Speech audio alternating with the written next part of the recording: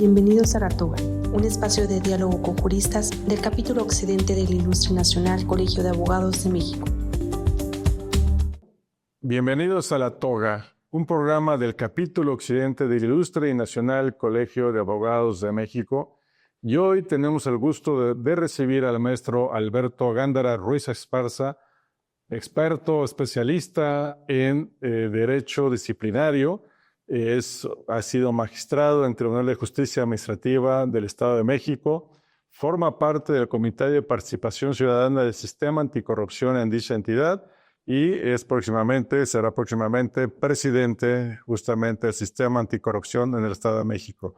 Un privilegio tener en La Toga y hablar de esta materia tan importante y especializada y no de un conocimiento generalizado en la abogacía, así que una buena oportunidad para adentrarnos, para introducirnos en el derecho disciplinario. Muchas gracias, querido Alberto. Ya estoy reuniendo con Albertico, mi presidente nacional, pero qué gusto tenerte en La Toga y hablar de una materia que si se dice que es técnica es porque lo es especializada es porque lo es. Y es ciertamente, tuvimos el privilegio de tenerlo hoy por la mañana en un desayuno técnico mensual con la membresía hablando precisamente de derecho disciplinario y coincidiendo que pocos lo manejan, pero lo cierto es que a todos nos interesa y entonces pues queremos conocer más de esta materia tan importante y por eso agradecemos que estés con nosotros, Alberto. Y bueno, la pregunta obligada es, ¿qué es el derecho disciplinario? El derecho disciplinario pues es una rama del derecho público, digámoslo así, vinculada con el derecho administrativo, por supuesto, que está en la búsqueda de su propia identidad y que estudia la materia de responsabilidades administrativas de los servidores públicos y ahora en este nuevo sistema también de algunos particulares vinculados con faltas graves. De ahí que es una materia especializada del derecho que está en busca de su propia identidad y que se refiere a un ejercicio de autotutela del Estado. Uh-huh. Es decir, al Estado le interesa que sus agentes, que son las y los servidores públicos, se comporten de manera adecuada para que el propio Estado cumpla sus fines. Uh-huh. Entonces, cuando sus agentes, los servidores públicos, no cumplen con su función y se causa alguna deficiencia en el propio servicio público, pues existe ese mecanismo de disciplinarlos, de sancionarlos por la comisión de lo que se llaman en la Ley General de Responsabilidades Administrativas las faltas administrativas no graves y graves. Uh-huh. Y esto nos decías en la mañana, trae un origen identificado en el sexenio de Miguel de la Madrid, en la renovación moral y una serie de reformas o instituciones jurídicas que se crean justamente para esto, ¿no? Sí, formalmente el nacimiento del derecho disciplinario en México, como lo conocemos de manera actual, pues nace con la reforma constitucional del 28 de diciembre de 1982. Que esta reforma constitucional pues es producto de la campaña para presidente del entonces candidato Miguel de la Madrid, que al llegar a la presidencia materializa esta reforma del título cuarto de la Constitución y constituye por primera vez un régimen administrativo de responsabilidades de servidores públicos. Antes de esta fecha, en el texto original de la Constitución del 17, el título cuarto pues, estaba enfocado a las responsabilidades y delitos oficiales. Uh-huh. No estaba concebido pues, como algo administrativo. Entonces, todas las leyes de responsabilidades del siglo XX, empezando por una de febrero de 1940 o 41, y luego otra en 1980 que tuvo muy poca vigencia, no se refería a faltas administrativas. Entonces, era un derecho disciplinario pues no concebido como el que conocemos actualmente. Entonces, nosotros, los estudiosos de la materia, partimos de esa reforma constitucional para el estudio de nuestra materia. Tú has publicado, has escrito mucho sobre este tema de derecho disciplinario, compartido o codirigido obras con autores colombianos, con autores mexicanos, y en base a eso mismo, de que tú difundes tu expertise, tus ideas al respecto, Quisiera preguntarte, formas parte del sistema anticorrupción. ¿Nos podrías explicar bien qué es el sistema, cómo funciona el Comité de Participación Ciudadana que actualmente integra todo este sistema pues, anticorrupción del que forma parte este concepto de derecho disciplinario? ¿Qué explicación nos puede dar? ¿Cómo nos lo podrías ilustrar al respecto? Con mucho gusto. Pues mira, el sistema anticorrupción, concebido el 27 de mayo de 2015 en una reforma constitucional, se crea con el objeto de que las autoridades involucradas en la investigación, sustanciación y resolución de faltas administrativas, así como el tema del combate a la corrupción por conducto del derecho penal, que son los delitos cometidos por hechos de corrupción, estas autoridades se coordinen. Por eso se llama el Sistema Nacional Anticorrupción y está integrado por un comité coordinador nacional y comités coordinadores en cada estado, con el objetivo de, insisto, que las autoridades involucradas en todos estos mecanismos de prevención y combate a la corrupción se coordinen y potencien sus actividades para generar insumos efectivos de combate a la corrupción. Y por primera vez se incorpora a un cuerpo ciudadano como parte de este engranaje de autoridades. Se constituye el Comité de Participación Ciudadana a nivel nacional y hay también comités de participación ciudadana en cada estado. Aquí en Jalisco es el Comité de Participación Social, que es el equivalente al Comité de Participación Ciudadana en el resto del país. Y estos ciudadanos son electos con un mecanismo constitucional mediante el cual la Cámara de Diputados elige un comité de selección integrado por 9 ciudadanos destacados. Y ese comité de selección, que es honorífico, hace un escrutinio para elegir perfiles ciudadanos que tengan experiencia en el combate a la corrupción, en materias afines, y pues a través de un concurso en donde te evalúan tus capacidades técnicas y también tu perfil a través de una entrevista, pues seleccionan a los perfiles que hayan obtenido las calificaciones más altas dentro del concurso. Entonces, pues deben ser ciudadanos no solo comprometidos con el combate a la corrupción, sino también expertos, ciudadanos que tengan Con una historia intachable, ¿no? con una historia paradójico, intachable, con una historia en donde hayan destacado en la parte académica y que tengan conocimiento sobre los procesos de la administración pública y que puedan aportar cosas desde el ámbito ciudadano. Y es multidisciplinario, ¿no? Es un tema exclusivo a la abogacía, ¿no? Totalmente, sí. Por ejemplo, ahorita en el Estado de México sí coincide que los 5 integrantes somos abogados, pero ha habido otras integraciones con contadores públicos, con arquitectos incluso, y ahorita pues es yo creo que la primera vez que los 5 somos abogados, pero cada uno con un perfil totalmente distinto, ¿no? Eso finalmente es útil porque se complementa, ¿no? Formas parte de un cuerpo ciudadano en donde cada uno aporta desde el punto de vista de su expertise. Y entonces los CPCs pues son los vínculos, son los que fungen como vínculo entre el gobierno y la sociedad civil, ¿no? Y entonces, por ejemplo, pues ahorita que estoy yo contigo platicando como presidente del capítulo occidente del INCAN, pues parte de nuestras funciones como CPCs es precisamente generar vínculos con organizaciones de la sociedad civil que estén de alguna manera involucrados en los temas afines. En ese caso, pues el colegio tiene muchas materias, pero tienes tu apartado de derecho administrativo, ¿no?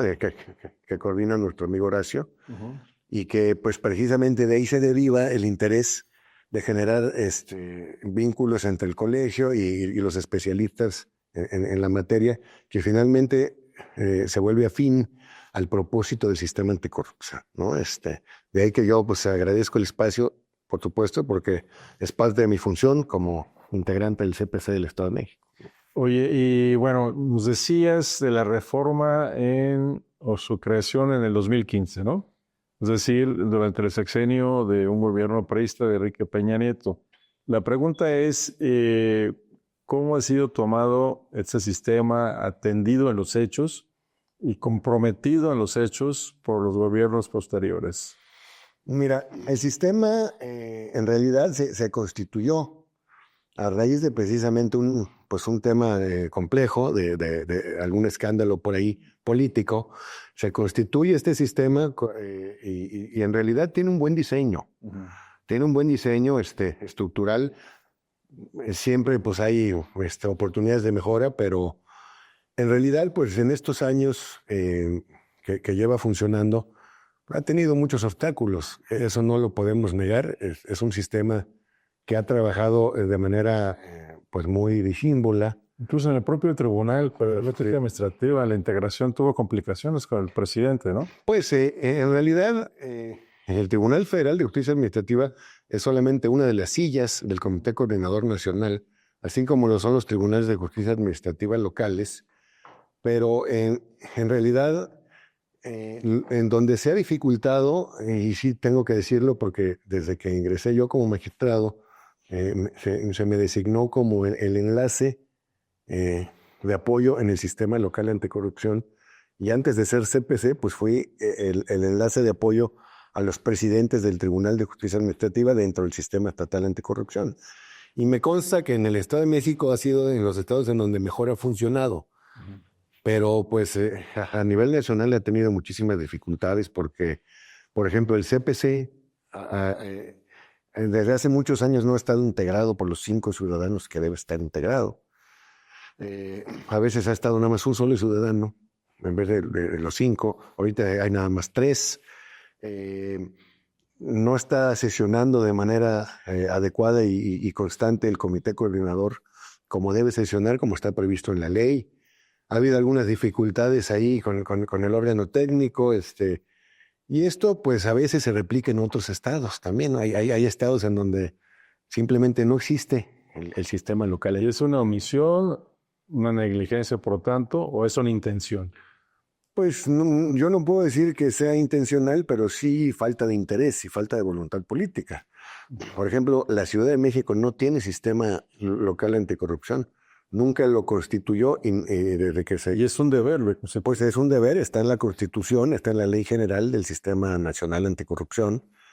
Y pues Ciudad de México no tiene sistema. Así, literalmente, ¿no? Hay otros estados que han ido avanzando con muchísimas dificultades, que no han constituido bien su sistema, que no hay a lo mejor un fiscal anticorrupción o que renuncie el fiscal anticorrupción y se queda vacante mucho tiempo esa fiscalía anticorrupción, o que no hay salas especializadas en materia de responsabilidades administrativas. Lo cual es paradójico, ¿no? En un país con un índice de corrupción reconocido muy alto, que no haya las instituciones para realmente abatirlo. Pues sí, y sobre todo que no es que cueste mucho, en realidad, integrar un sistema anticorrupción local no cuesta mucho en realidad, o sea, no le cuesta mucho al Estado presupuestalmente hablando, porque... En cargos honorarios. Porque finalmente el presupuesto para las instituciones ya está, ya está asignado. Presupuesto para el Poder Judicial, presupuesto para el Tribunal de Justicia Administrativa, para la Auditoría Superior Estatal, ya son presupuestos asignados. Entonces no representa un costo adicional. No representa realmente un costo adicional. El único costo adicional que representaría es el costo de la creación de la Secretaría Ejecutiva del sistema, que es pues el ente público que sirve como engranaje de apoyo para todos los entes del sistema anticorrupción. Pero en realidad pues no es un costo mayor. Sí, pero además, aunque costara y tuviera un costo mayor y fuera eficiente y diera resultados, pues nadie podría reprochar la inversión de recursos públicos en el combate a la corrupción. Sí, no, y además combatir la corrupción cuesta, pero además pues hay que tomar en cuenta que los presupuestos asignados para la fiscalización, por ejemplo, a veces son hasta menores que los presupuestos que se asignan para eventos culturales y deportivos, ¿no? Entonces, para publicidad oficial, entonces, pues tiene que haber, yo no considero que debe haber una reforma constitucional para que se asigne un presupuesto específico, un porcentaje específico del presupuesto de egresos de la Federación y de cada estado, que se asigne directamente para, y ni siquiera que se llame combate a la corrupción. Podríamos cambiar incluso el lenguaje de lo negativo a lo positivo. Un presupuesto asignado para el buen funcionamiento del servicio público, ¿no? Para la mejora de la función pública, ¿no?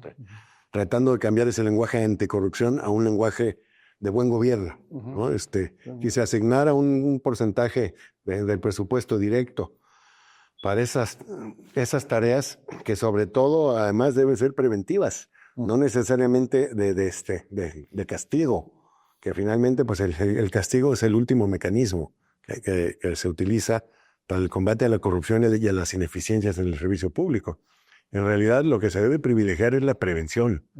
Si se fortaleciera en el esquema de los órganos internos de control desde el punto de vista preventivo y no necesariamente fiscalizador y sancionador, creo que pues estaríamos combatiendo la corrupción de origen, ¿no? de manera preventiva, más que tratar de generar sanciones ejemplares, irnos al origen del problema, ¿no? A la prevención. Y esto se da pues con muchos mecanismos que ya existen en la normatividad, pero que muchas veces no se aplican. Por ejemplo, los comités de control y desempeño institucional, que se llaman COCODIS, coloquialmente, sirve para que los entes públicos tengan un sistema de control interno efectivo a través de un mapeo de sus riesgos institucionales y de un programa de control interno que te permita identificar áreas de oportunidad para fortalecer tus procesos, ¿no? Entonces, eso sería, digamos que la parte preventiva de todo este engranaje y todo relacionado finalmente con el derecho disciplinario, porque el derecho disciplinario también puede ser preventivo. De hecho, la Ley General de Responsabilidades Administrativas establece un capítulo de mecanismos de prevención. Entonces, no necesariamente todo es el castigo, también existen mecanismos de prevención dentro del régimen disciplinario, ¿no? Oye, y dentro del derecho disciplinario vamos a la infracción. Un servidor público comete una infracción, entonces esto que hablaste como autotutela del Estado para cometer las infracciones, para sancionar las infracciones y también, como tú dices, para prevenir que se cometan, pero en este caso ya se cometió. ¿Cómo se activa? ¿Cómo inicia el procedimiento? Bueno, los tres mecanismos que están previstos en la ley para detonar el poder disciplinario del Estado son las investigaciones que se abren de oficio, cuando hay una denuncia, ya sea anónima o con denunciante identificable, o el resultado de la... En parte del procedimiento del denunciante. Sí, finalmente, Tipica. eso es una novedad de este sistema. En el régimen anterior, el denunciante no tenía interés jurídico, y ahora ya se le reconoce un interés jurídico desde la ley, y además la jurisprudencia que se ha ido emitiendo en los últimos 5 o 6 años le ha reconocido interés jurídico al denunciante desde la investigación, ya ni siquiera cuando se inicia el procedimiento, ¿no? Sino desde la investigación. Entonces, y el tercer mecanismo que me faltó mencionar es el resultado de las auditorías. Sí, como resultado de la fiscalización.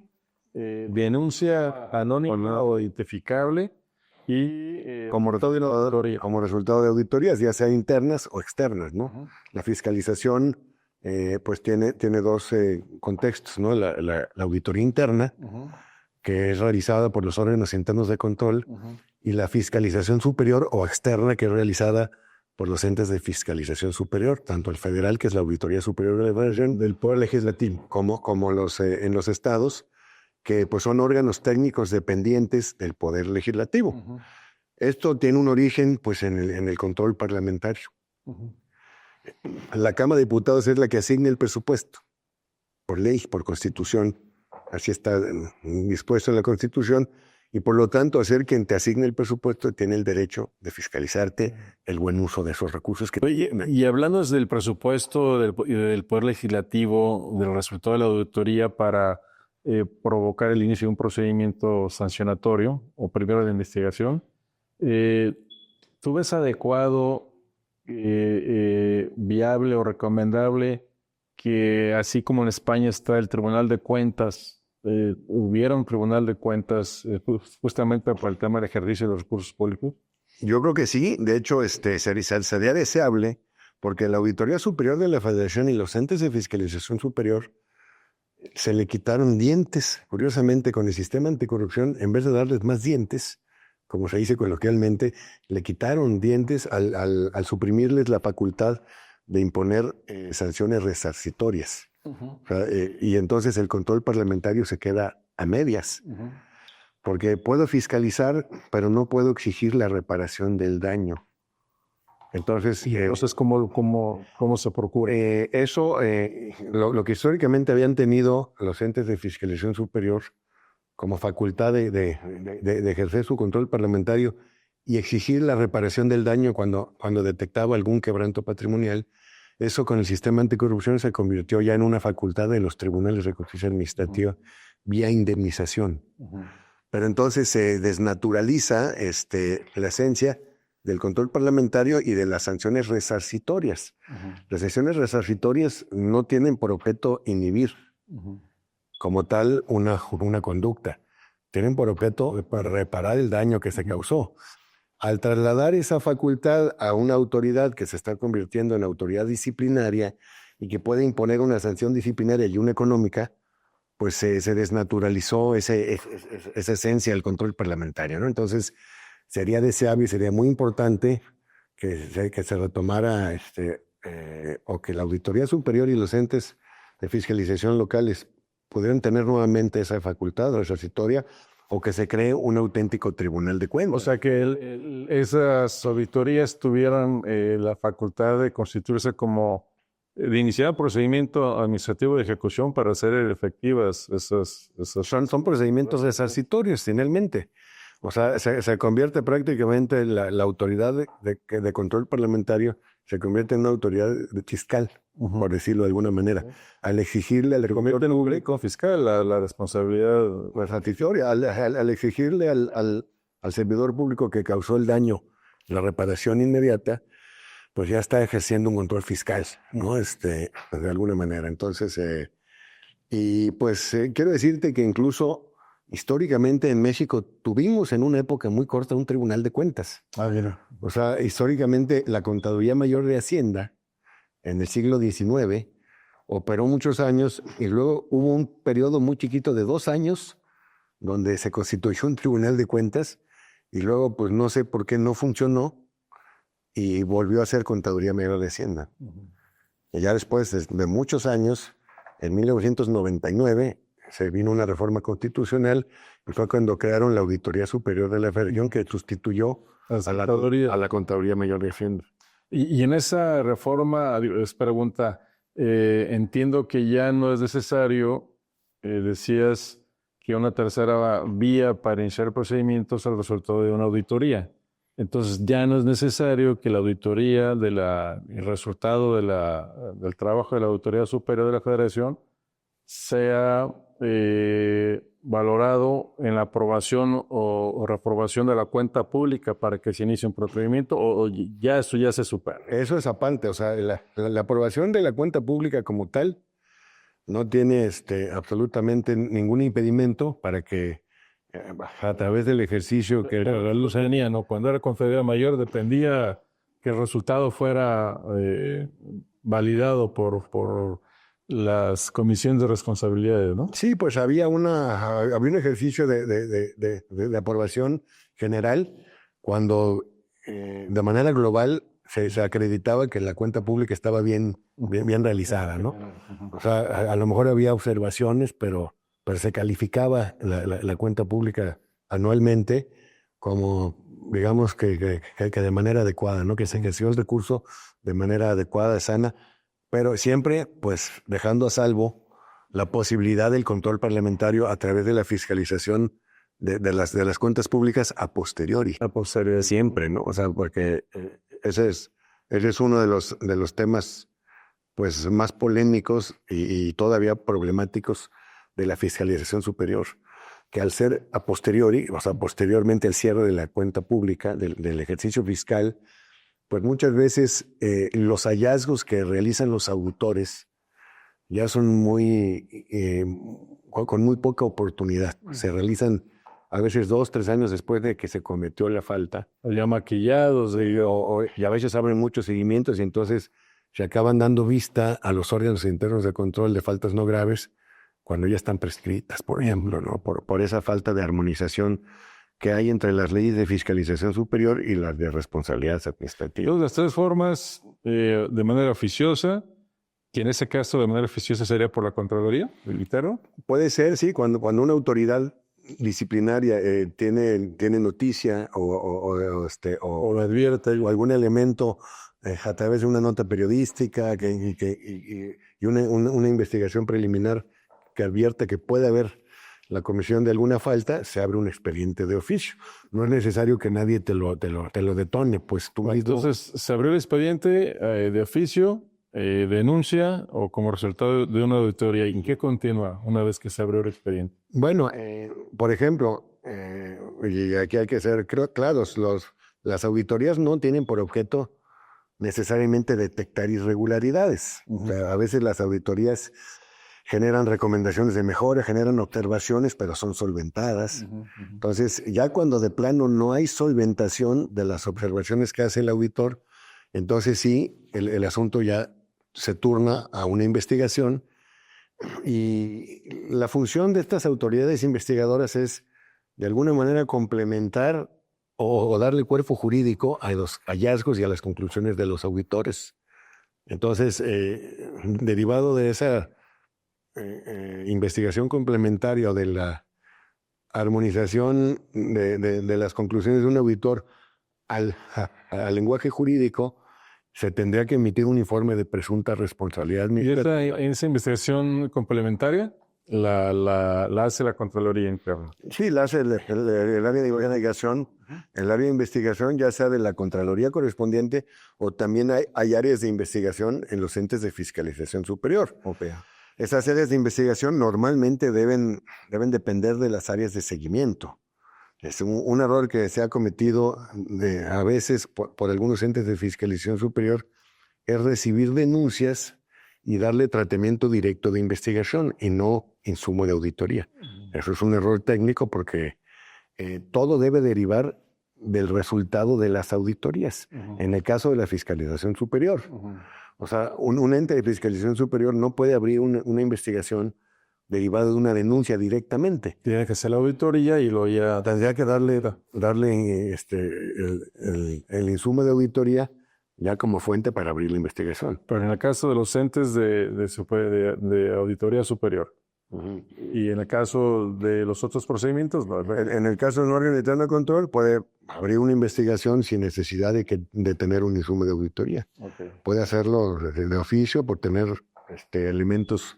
Con la información del particular que denunció, siempre es identificable, que puede aportar pruebas. Sí. ¿Y resulta en un informe preliminar o cómo resulta? El resultado de una investigación puede tener dos conclusiones. Una, un acuerdo de archivo por falta de elementos.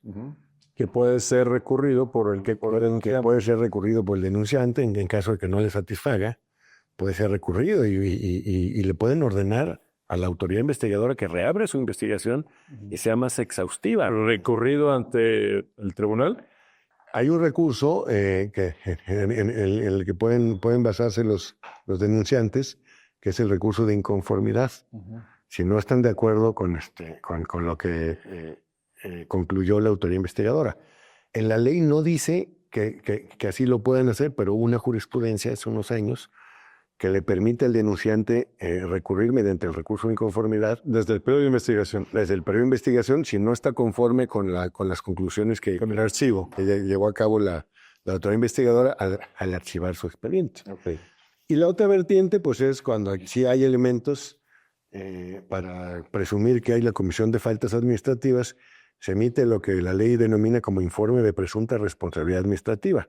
Este informe, pues, debe tener una calificación de la falta, señalar si es grave o no grave, tiene que tener un análisis de tipicidad para señalar exactamente la conducta del servidor público, la fuente obligacional, y si encuadra exactamente en el supuesto de falta no grave, que es un poco más complejo porque son tipos abiertos, o en el caso de falta grave, que son tipos cerrados que se analicen como si fueran delitos.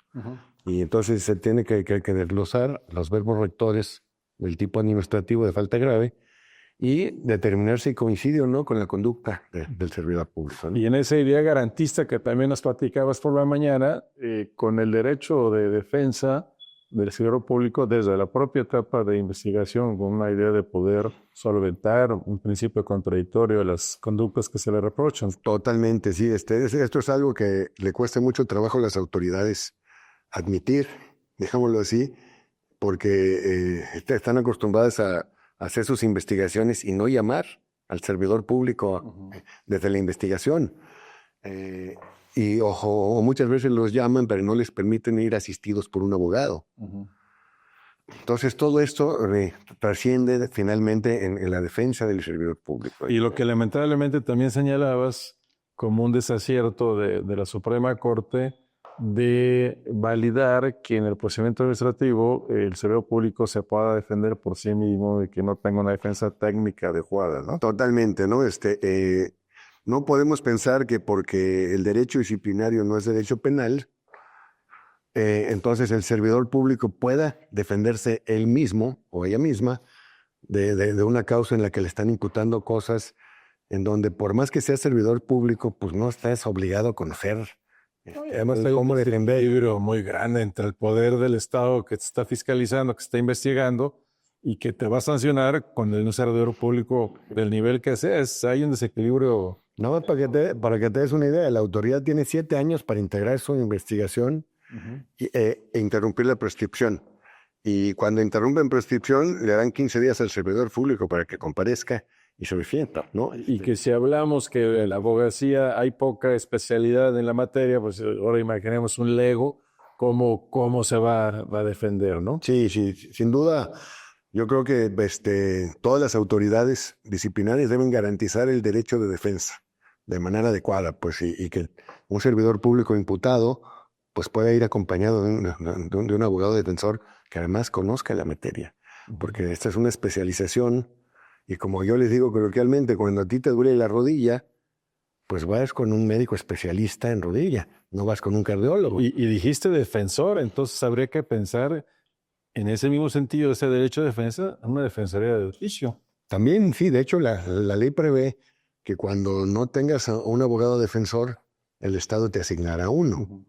Entonces, este es un tema un poco más polémico, el tema de asignación de un abogado defensor público, sobre todo cuando el servidor público notoriamente sí tiene la capacidad para pagar un defensor particular. Y el Estado, pues, a lo mejor sería un exceso que el Estado te asigne un abogado defensor público cuando es notorio que tú puedes pagar un defensor particular. Pero ese es un tema muy polémico que se ha discutido en todos estos años, y hay quien dice que forzosamente se debe asignar un defensor público cuando el servidor público no tenga el acompañamiento de un abogado particular. Pero yo digo que cada caso se tendría que analizar de manera adecuada porque un enfoque garantista se va. Y hay que tomar en cuenta a lo mejor el estado de vulnerabilidad en el que puede encontrar algún servidor público. No es lo mismo cuando citas a un policía, a un elemento de seguridad pública, a una persona de intendencia, un barrendero, cuando citas a un subsecretario de Estado, un director general. Que podría pagar, pero no necesariamente sin ignorar su situación, ¿no? Sí, pero hay casos en donde es notoria la vulnerabilidad del servidor público, y hay otros casos en donde es notoria la no vulnerabilidad, sino todo lo contrario. Más bien tendría que justificarlo para soltar el apoyo. Entonces resulta el informe de presunta responsabilidad administrativa. El IPRA le llamabas. Entonces, ¿qué sucede después? Bueno, una vez que se emite el IPRA por parte de la autoridad investigadora, se turna a otra autoridad que se llama autoridad sustanciadora, y esta autoridad sustanciadora revisa que el IPRA cumpla con los requisitos. ¿Está dentro del mismo órgano de control? Normalmente está dentro del mismo órgano de control. La ley dice que deben ser separados, aunque dependen del mismo titular. Sí. Y esa autoridad sustanciadora revisa que el IPRA venga bien estructurado, y puede hacer dos cosas. Uno, admitirlo, e iniciar el procedimiento, y la otra, regresarlo a la autoridad investigadora para que lo aclare cuando trae imprecisiones el IPRA. Entonces, cuando se inicia el procedimiento, en realidad es cuando la autoridad sustanciadora admite el IPRA. En ese momento se inicia el procedimiento siempre y cuando se le notifique al servidor público esta situación, esta actuación que no puede ser unilateral sin el conocimiento del servidor público. Hay una jurisprudencia, es así, garantista, que dice que para que surte efectos, pues se le tiene que notificar al servidor público esta admisión, para efectos de interrupción de prescripción y como una obra crítica. Y entonces, cuando se admite el IPRA, se emite un citatorio para una audiencia inicial. De prescripción. Entonces, si no se notifica, no se interrumpe la... Si no se notifica el acuerdo de admisión del IPRA, no se interrumpe la prescripción. Y si posteriormente se emite un citatorio para audiencia y no se le notificó en el momento que se le tenía que notificar y ya transcurrió el plazo de la prescripción, te prescribió. Entonces es muy importante ese punto, porque lo que genera la certeza jurídica para interrupción de la prescripción, de acuerdo a una jurisprudencia de hace algunos años, es la notificación al servidor público de ese acto de admisión. Si no está notificado, pues no hay certeza de la interrupción de la Pues prescripción. está notificada la admisión y se inicia la sustanciación del procedimiento. La sustanciación se celebra una audiencia que se le llama audiencia inicial en la ley, en donde el servidor público va a poder defenderse y aportar las pruebas que considere pertinentes para su defensa. Y la autoridad ya que aporta, porque ya está en el informe. La autoridad ya prácticamente en el IPRA ya trae pues todo su Material probatorio. todo su legajo probatorio, y aunque la ley dice que la autoridad investigadora deberá ofrecer las pruebas durante la audiencia, en realidad pues eso se ha considerado un formalismo innecesario, porque a la hora de admitir la autoridad sustanciadora, el IPRA, lo está admitiendo con todos los elementos. Entonces ya hay una valoración ya hay una litis fijada, pues. y quizás una valoración, porque para admitirlo es que ya le dio como indicio o un valor mayor probatorio a las pruebas, si no, no lo admitiría. Elementos suficientes para dar inicio a un procedimiento. Y evidentemente el servidor público pues tiene el derecho a la defensa, y hay algo muy claro también que hay que destacar. El Estado es el que tiene que probar, más allá de toda duda razonable. Hay presunción de inocencia. La responsabilidad del servidor público y la carga de la prueba es siempre del Estado. Un estándar probatorio alto. Alto, porque además últimamente se ha estado cuestionando que si el estándar probatorio no es suficiente, no se vence la duda razonable. Y entonces la autoridad está obligada a que, aunque el servidor público no diga nada en su defensa o diga cosas incongruentes, Si no está acreditado los heces, si el IPRA no está debidamente sustentado, tendría que absolver al servidor público, porque el IPRA no trae elementos suficientes. La autoridad resolutora no puede actuar en sustitución de la autoridad investigadora y perfeccionarle lo que no viene en el IPRA. La autoridad resolutora tiene que actor de oficio y tiene que basarse exclusivamente en las pruebas de cargo, en los elementos de la imputación, contrastarlo con la defensa del servidor público, por supuesto, pero siempre tomando en consideración que es el Estado quien debe probar su acción. Y el servidor público pues no está obligado a la carga de la prueba, ¿no? Esta autoridad que sustancia debe ser imparcial, no puede constituirse como otra autoridad que investiga y que agrega nuevos elementos de prueba en contra del servidor público. La autoridad sustanciadora en términos reales es como el juez, que pues es el que conoce la causa y el que sustancia el juicio, procedimiento, y finalmente va a resolver la causa ya como autoridad resolutora. Pero pues ya como autoridad resolutora sí te conviertes en el que toma la decisión que pone fin al procedimiento. Y esa decisión puede ser que absuelve o que encuentre responsabilidad. ¿Correcto? Responsabilidad es una falta no grave, él mismo impone las sanciones, ¿así? Sí, es correcto. O sea, cuando es una falta no grave y se sustancia en sede administrativa, es la misma autoridad quien resuelve si se cometió o no la falta, si se reprobó la responsabilidad, y entonces emite una resolución que, como bien mencionas, puede ser absolutoria o puede ser sancionadora. Entonces, el procedimiento disciplinario no debe pensarse que se inicia con la intención de sancionar. Se inicia porque hay presunción de que pudiera haber la comisión de faltas administrativas. Pero no debe pensarse de origen que son resultados necesariamente sancionados, ¿no? Entonces, sí encuentra esta autoridad sustanciadora que hay responsabilidad y que es una falta no grave, impone la sanción. Y bueno, antes de entrar a las faltas graves, entonces esa decisión es impugnable ante los tribunales de justicia. Sí, pero también hay un recurso en sede administrativa que se tiene que agotar. Lamentablemente la Corte así lo determinó, que es el recurso de revocación. Okay. El recurso de revocación, que es un recurso ilusorio. Los recursos ilusorios pues, son los que están en la ley, pero que se ha probado con el paso del tiempo que tienen un cuadro de denegación de justicia. Cuando la misma autoridad que resuelve es la que te va a revisar, pues naturalmente lo que va a hacer es confirmarte lo que ya resolvió en primera instancia.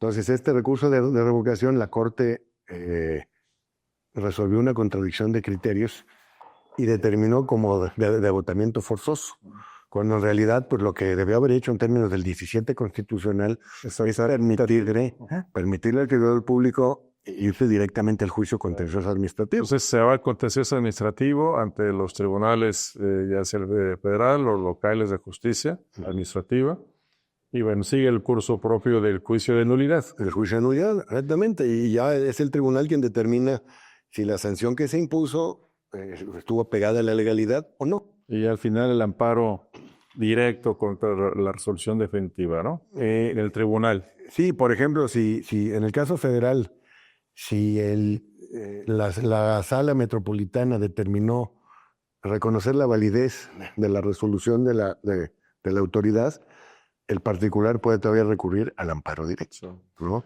Y si nos vamos, Alberto, a la falta grave, entonces regresamos a la autoridad que sustancia, encuentra que sí hay una falta administrativa y que es una falta grave. Entonces, ¿cuál es la ruta ahí? Ahí lo que cambia es la autoridad resolutora, que son los tribunales de justicia administrativa, quienes a partir de la reforma constitucional ya multicitada, se les dota de facultades para sancionar faltas graves. Y entonces, la primera parte del procedimiento se sustancia en sede administrativa. Una vez sustanciada la audiencia inicial, se turna el expediente al Tribunal de Justicia Administrativa y el Tribunal de Justicia Administrativa no determina, no resuelve nada la autoridad sustanciadora. No puede resolver nada, simplemente ni que hay responsabilidad o no hay responsabilidad. Es el vehículo conductor para desahogar la garantía de audiencia.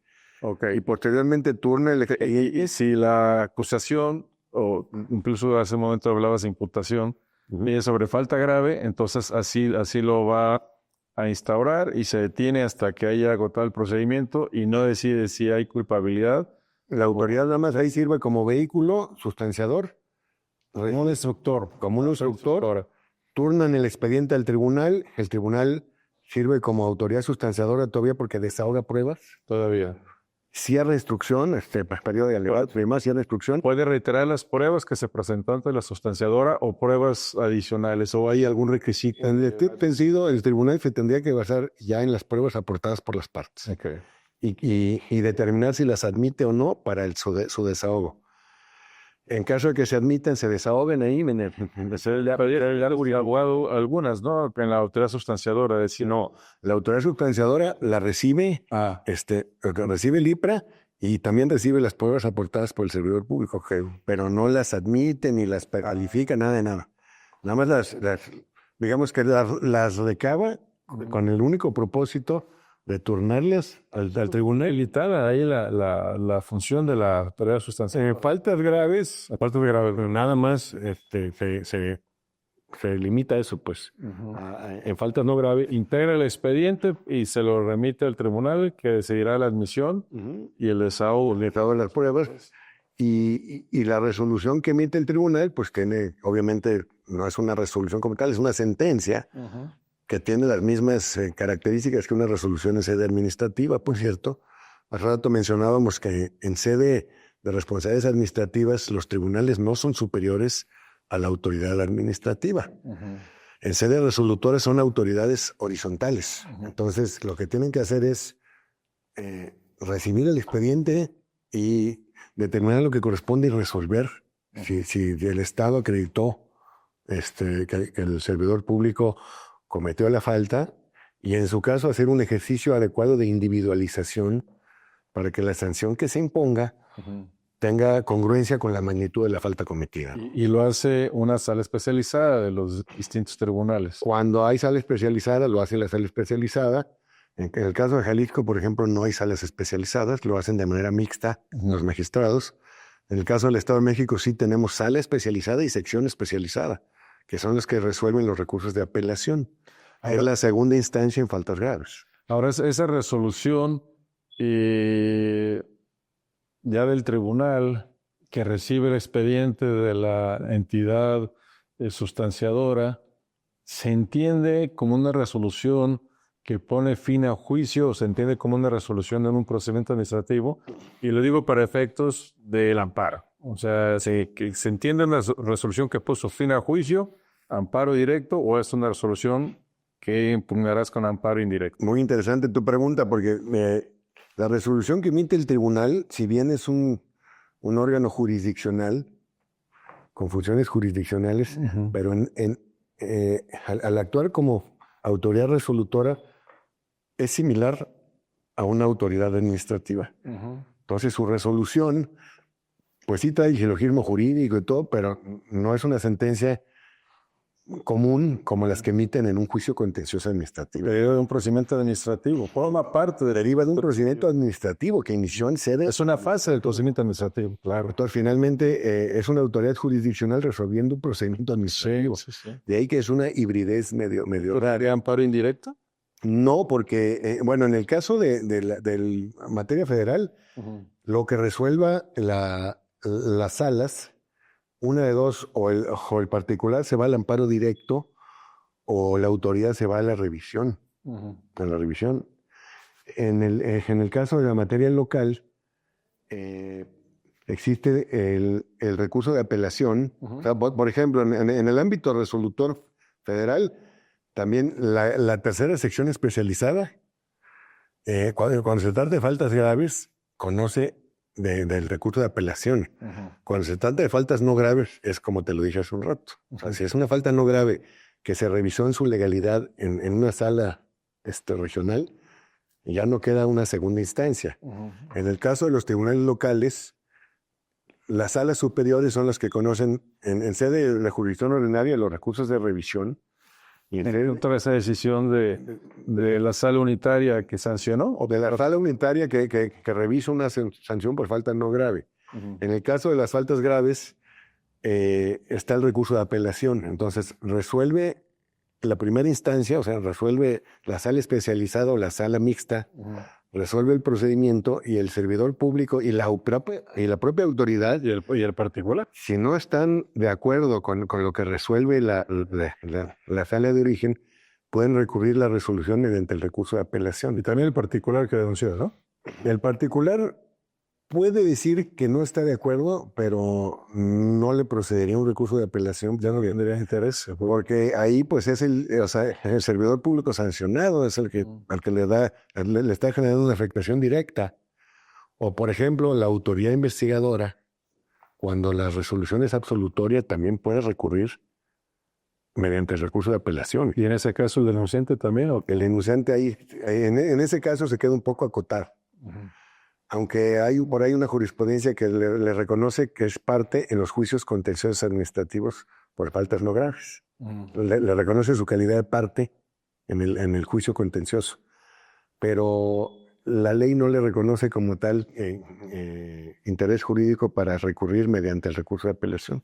Ahí sí nada más es básicamente el servidor público sancionado, que no está de acuerdo con la sanción que se le impuso, apelación en contra de la... Entonces, la gran oportunidad del denunciante es en el procedimiento administrativo, ya en la investigación primero, ya es apartado. Desde la investigación y pues buscar que el servidor público sea sancionado.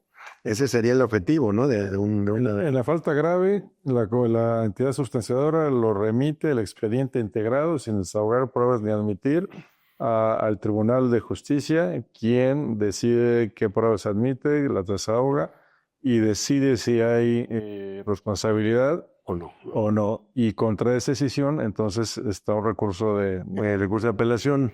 ¿Y esa idea de recurso de apelación es para todos los sistemas o cada estado, según sus leyes, lo considera o está en la ley general? Está en la ley general, en el artículo del 215 al 218 de la ley general está previsto el recurso de apelación y ahí te dice quiénes tienen interés jurídico para impugnar una determinación de primera instancia que sea sancionadora o absolutoria. En este caso, la autoridad investigadora todavía tiene una segunda oportunidad de que se revise su causa. Porque si la sala especializada o la sala mixta resuelve absolviendo al servidor público y eso no le satisface a la autoridad investigadora, como notoriamente no le satisface, o sea, si no le gusta a la autoridad investigadora la absolución, todavía puede recurrir mediante el recurso de apelación.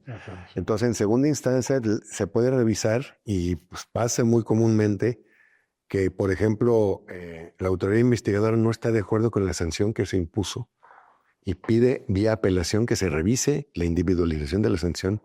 Y en segunda instancia, sí se ha subido. La sanción que se impone sí se ha potenciado, digámoslo así. ¿Y esa resolución en segunda instancia la que dices que es amparo directo? Una vez que se resuelve ya una apelación, en materia federal está el recurso de revisión en el artículo 220. La autoridad. 220 para la autoridad que no le satisfaga. Para el particular, pues sería ya directamente el juicio de amparo. El amparo directo. Sí. O sea, ya se considera una resolución que puso fin al juicio. Y como ya no hay más instancias que recurrir, pues ese es el amparo directo. Porque es una resolución definitiva, ¿no? Eso es en materia federal, porque el recurso de revisión del 220 únicamente aplica en materia federal. El 221 de la Ley General te dice que las legislaciones estatales tendrán que regular el recurso que procedería para esos efectos. Y lo que ha pasado es que las legislaturas locales no se han armonizado y no han establecido un recurso para la autoridad. Entonces, como se dice coloquialmente, para esos efectos en materia local, el único recurso que le queda a la autoridad es el recurso de resignación, porque ya no hay nada que hacer. Sí. ¿No? Es una manera coloquial de decir, pues ya no hay, porque tu legislación local no previó un recurso para ti como autoridad en caso de que no estuvieras de acuerdo con la determinación. No puede recurrir de según estado, ¿no? Y ya para ir aterrizando, ¿es un sistema eficaz? ¿Es un sistema garantista? ¿O es un sistema inquisitivo? ¿O es un sistema que no, decías que autotutela el Estado, pero vamos a ver la parte negativa, del que se pudiera usar el servidor público deshonesto? ¿O cómo es el sistema, viendo desde fuera, cómo lo califica? Pues el diseño del sistema es garantista, totalmente.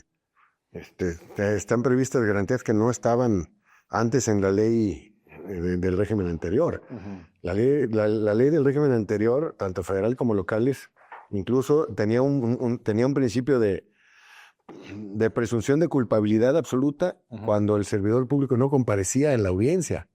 O sea, la ley decía que si el servidor público no comparecía en la audiencia, se le tendrían por cierto los hechos imputados. Era civil antes, ¿no? Sí. Entonces eso pues ya transitó un sistema más garantista y evidentemente ahora si no comparece el servidor público no lo puedes tener por confeso, pues no, ni mucho menos la carga de la prueba, que ni mucho menos decir que ya se tienen por cierto los hechos imputados, claro. Al contrario, ahora cada vez más se ha examinado ese tema de la suficiencia probatoria y que el Estado debe acreditar más allá de todo razonable la responsabilidad. Lamentablemente, algunos criterios que han emitido los tribunales federales y la Corte no han sido lo más garantistas que se quisiera. Al contrario, han sido como alejados del garantismo y más yéndose hacia un derecho punitivo severo. Como el que le mencionó, no se trata de proteger a quien cometió una falta, sino que el Estado cumpla con el principio de legalidad y con su deber probatorio y haga el trabajo de manera plena, ¿no? En realidad, el combate a la corrupción no justifica violentar derechos humanos. Claro. O sea, debes combatir la corrupción de manera eficiente, pero también generando certeza jurídica. Claro. Entonces las autoridades están llamadas a hacer bien su trabajo y hacerlo de manera oportuna y no violentar garantías procesales o derechos humanos del servidor público con el pretexto de que estás combatiendo la corrupción, ¿no? La corrupción se combate bien, pero se combate con hechos con pruebas y con legalidad, ¿no? Siempre atendiendo al principio de los Hechos con pruebas y con audiencia y principio contradictorio. Totalmente. Pues ha sido muy, muy valioso y enriquecedor escucharte, que nuestra audiencia pueda familiarizarse más con el derecho disciplinario. Te deseamos mucho éxito en tu próxima responsabilidad como presidente del sistema de ciencia y corrupción del Estado de México. Y a todos les agradecemos acompañarnos y poder haber escuchado al maestro Alberto Gándara Ruiz Esparza. Muchas gracias por acompañarnos en La Toga y hasta el próximo programa. Muchas gracias por la invitación y es un gusto estar aquí con ustedes.